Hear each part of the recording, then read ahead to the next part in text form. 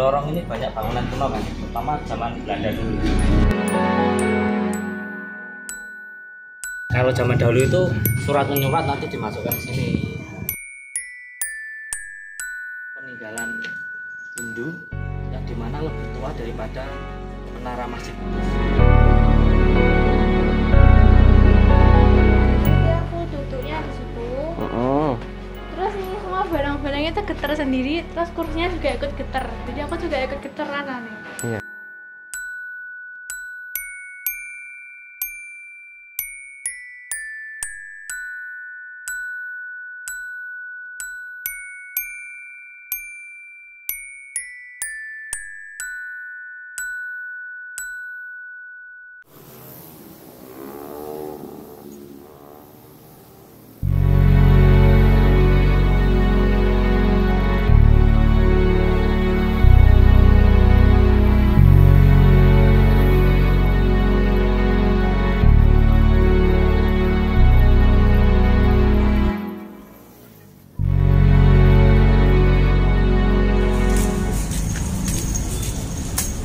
Baik sahabat Soy, kita hari ini sedang jalan-jalan ke Langgar Buddha.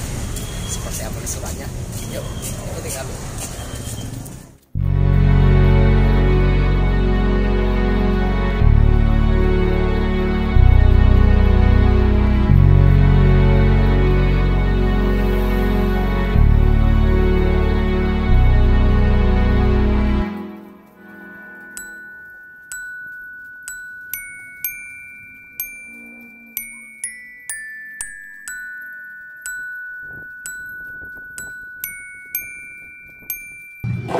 Kan di area ini kelihatannya bangunan lama ya. Nah, jadi memang di lorong ini banyak bangunan kuno kan, terutama zaman Belanda dulu.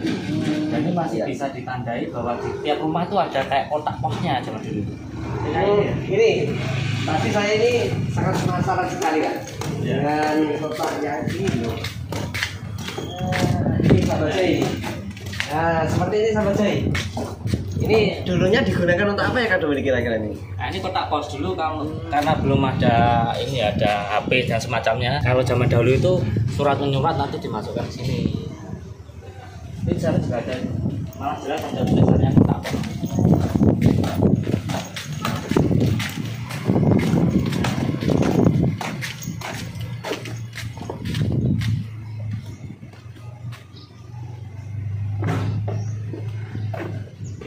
Jadi zaman pemerintahan Hindia Belanda dulu sudah berkembang istilah surat menyurat ya.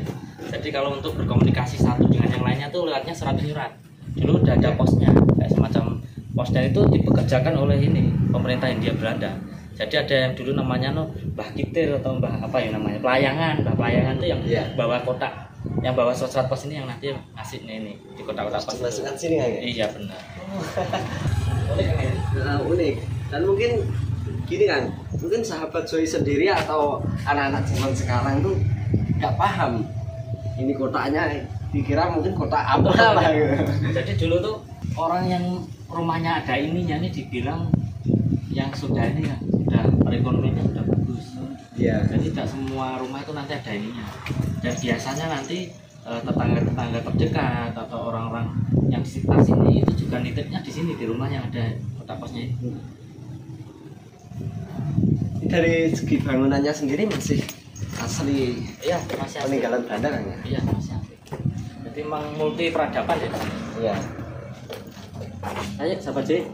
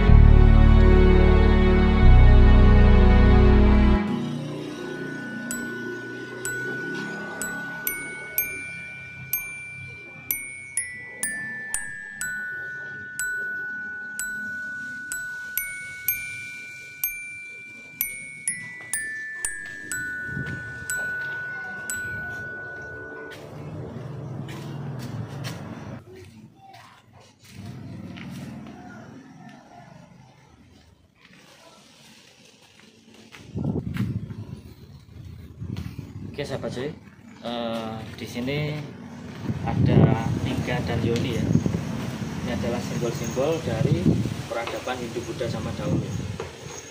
Jadi memang disinyalir melanggar Buddha ini adalah peninggalan Hindu yang dimana lebih tua daripada menara Masjid Kudus. Yuk sahabat Joy, kita observasi lebih dalam lagi. Assalamualaikum warahmatullahi wabarakatuh. Salam sejahtera. Salam rahayu, rahayu, rahayu. Baik, sahabat Joy, kita pada siang hari ini berada di Langgar Bubrah. Yang konon ceritanya Langgar Bubrah ini jauh lebih tua daripada menara Masjid Kudus. Mungkin Kang Dominik bisa menjelaskan tentang Langgar Bubrah ini. Oke Kang, tadi saya juga sudah melakukan proses retro Ya. dan saya menemukan bahwa peradabannya ini lebih tua dari Masjid Menara Kudus. Menara Kudus. Nah, ini memang Sunan Kudus dulu masuk ke Kudus ini juga disesuaikan dengan peradaban zaman dahulu. Dan Iya. Langgar ini memang dulunya ini difungsikan juga untuk pemujaan Dewa Siwa.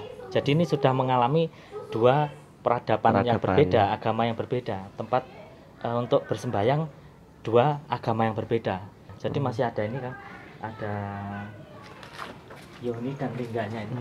Nah ini, dan ini tadi sudah saya cek ini memang tahunnya tuh sekitar tahun 1400 sampai 1500-an ya. Berarti zaman Majapahitan Kang ya? Benar, ya ini memang gini Kang.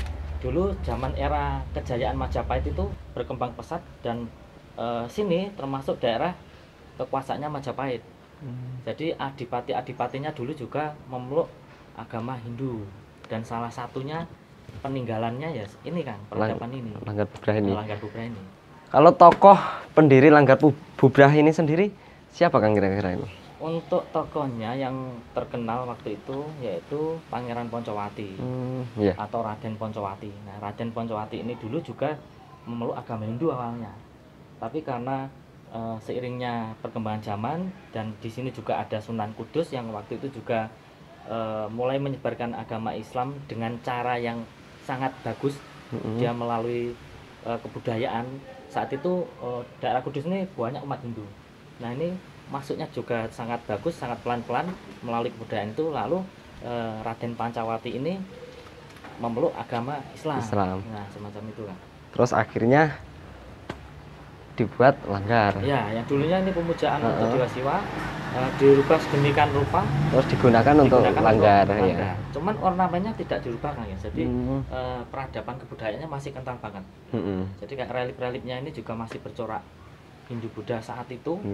Masih ada ornamen ini ya kayak semacam tumbuh-tumbuhan itu ya. Kayak ada bunga-bunga, daun-daun ini bisa dilihat nanti reliefnya itu. Dan ini menunjukkan bahwa peradabannya itu masih dijaga juga meskipun agama sudah memeluk agama Islam macam itu. Kalau dari kacamata misal nih, dari energinya sendiri Langgar Bubrah saat ini seperti apa sih? Kalau dari tadi sih ngerasain energinya kayak rasa adem. Ini kan yang di-tag, tapi sebenarnya awalnya udah ngerekam, cuman filenya itu hilang, jadi sama sekali nggak ada jejaknya, jadi hilang, nggak jelas gitu. Oke sahabat Joy, membantu menjelaskan adik kita Misa bahwa tadi terjadi keanehan. Dari awal kita masuk ke sini ke arah Langgar Bubrah sebenarnya sudah di take shoot ya, sudah diambil gambar. Tapi setelah sampai kita cek hasil videonya ternyata hilang semua, di memori pun tidak ada. Nah ini suatu keanehan bahwa memang kayak ada sesuatu sistem yang berubah itu loh. Kalau di Jawa itu kata bubrah itu kan hancur, jadi kayak hanya meninggalkan sisa yang tidak berbentuk lah. Mungkin ini filosofinya ya. Kalau di Langgar Bubrah ini memang ya kita harus lebih bersabar lagi, lebih tenang lagi menghadapi segala ujian ya. Karena memang ini simbol-simbol peribadatan orang-orang zaman dahulu ya. Ya benar. Terus tadi pas filenya hilang, aku ngeliat kayak di dalam ada yang ngintip dari dalam, terus aku masuk ke dalam, sempat duduk di dalam juga, terus pas duduk itu rasanya kayak bergetar semua gitu, barang-barangnya juga gerak-gerak gitu. yang di dalam itu ya? Iya, gerak-gerak sendiri. Itu yang ngintip itu jelas atau samar-samar gitu Bu? Bayangan hitam gitu. Terus pas di sana juga banyak yang ngintip. Kalau saya melihatnya gini ya, saya lebih ke energinya yang di dalam. Iya. Karena banyak orang yang berdoa di sini. Bahkan sampai sekarang juga masih digunakan kan. Masih ada kayak semacam alat ritual apa itu. Nah, itu memang dari segi energi itu kalau kita rasakan tuh kayak bergetar, memang benar di kita misal bergetar. Jadi energinya tuh berbeda di dalamnya. Dan sampai sekarang pun ternyata juga masih digunakan meskipun tidak banyak orang yang datang ke sini. Tapi masih ada yang percaya bahwa tempat ini memiliki nilai kesakralan atau energi magis di sini. Baik, sahabat Joy, inilah suasana di dalam Langgar Bubrah ini. Mungkin Adik Michelle bisa menjelaskan kayak gimana sih getarannya tadi waktu Adik Michelle di sini? Jadi aku duduknya di situ. Terus ini semua barang-barangnya itu getar sendiri, terus kursinya juga ikut getar. Jadi aku juga ikut getar rasanya. Iya.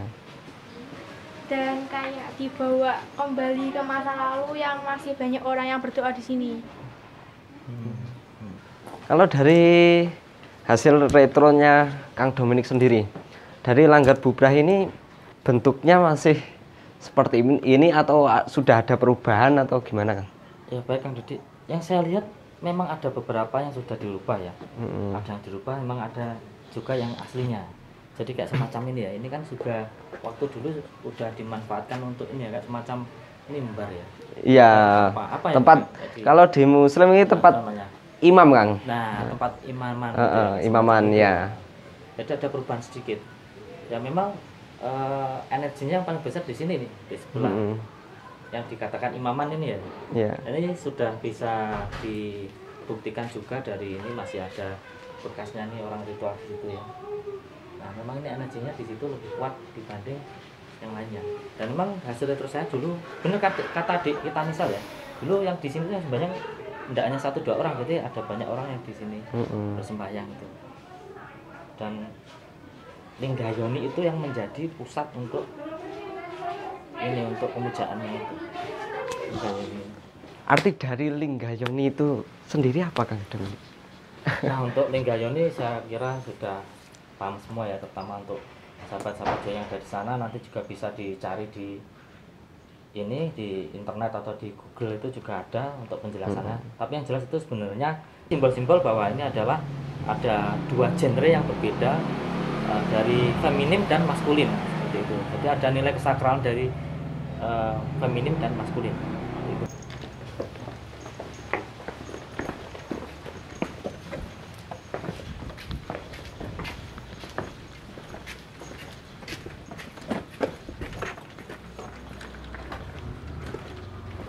Jadi Langgar Bubrah ini sekarang udah jadi cagar budaya, ini ada tulisannya juga. Jadi dilindungi sama negara. Dan di sini juga ada tata tertibnya di Langgar Bubrah ini ya, sahabat Joy. Mungkin cukup sampai di sini ya, sahabat Joy. Hasil explore kita hari ini di Langgar Bubrah ini. Mudah-mudahan tayangan ini bermanfaat bagi sahabat Joy yang ada di rumah. Oke, cukup sekian, terima kasih. Assalamualaikum warahmatullahi wabarakatuh. Salam sejahtera. Salam rahayu, rahayu, rahayu.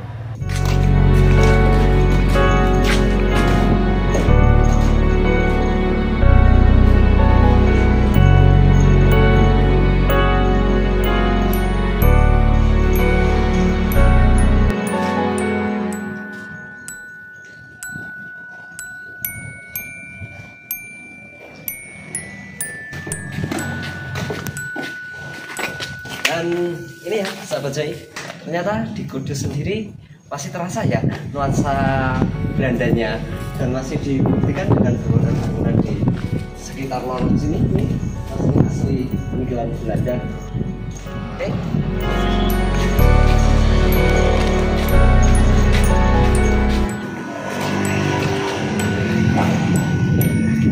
Bangunannya masih Belanda ya nih. Zaman-zaman era ini bener Belanda asli kan ya. yang masih asli ini biasanya datangkan dari Belanda ya. Harganya masih asli.